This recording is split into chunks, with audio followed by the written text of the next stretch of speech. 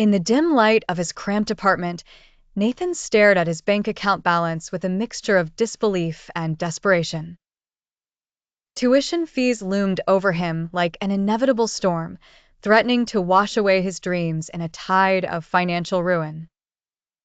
As he paced the room, a ridiculous yet oddly appealing idea crossed his mind: selling his soul. Nathan chuckled to himself at the absurdity, but as the echo of laughter faded, he found himself wondering if absurdity was really so different from reality. The thought lingered, an odd kind of hope amidst hopelessness. Without much expectation, Nathan, feeling a bit whimsical and very desperate, performed an internet search for "selling your soul." To his surprise, he found an old message board filled with stories and experiences about encounters with the devil. One post caught his eye: Meeting Satan, a step-by-step guide. Following the hilariously detailed instructions, Nathan gathered a few random items: a candle, an old college sweater, and a slightly burnt pizza slice, and awkwardly arranged them on his coffee table. Whispering a chant he found online and feeling utterly foolish, he waited. Suddenly, the room filled with an electric hum. The lights flickered briefly before extinguishing, and when they returned, a figure stood in the corner. It wasn't the horned, fearsome ruler of hell he'd expected. Instead, an unassuming man in a well-ironed shirt and glasses, who looked more like a stressed-out accountant than the Prince of Darkness, stood before him. "You called," the man said blandly, adjusting his glasses.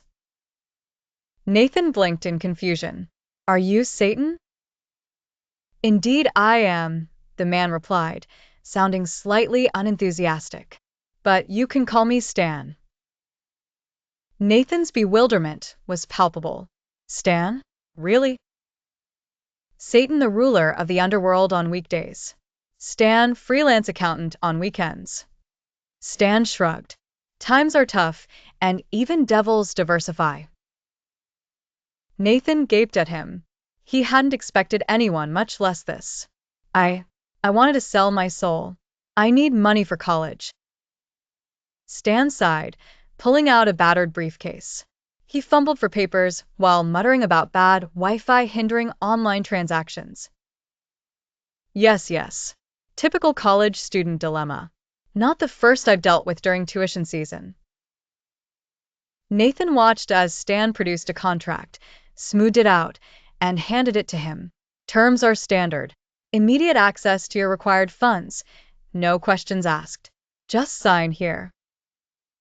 Nathan hesitated, a pen hovering above paper. "What do you get out of this?"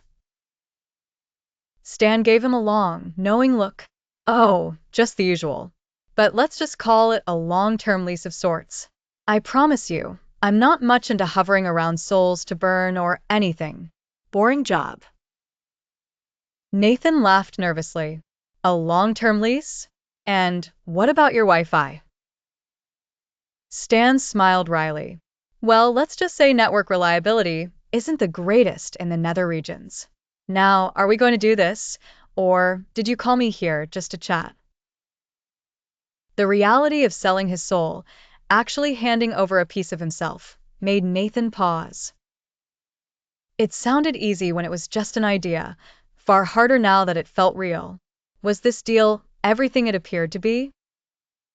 He looked at Stan, who watched him patiently, and was struck by an unexpected sensation of camaraderie. This wasn't some evil being bent on his downfall.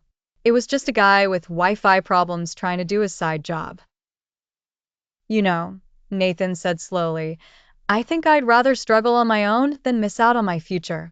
I mean, if hell has bad Wi-Fi, how can I trust your afterlife benefits?"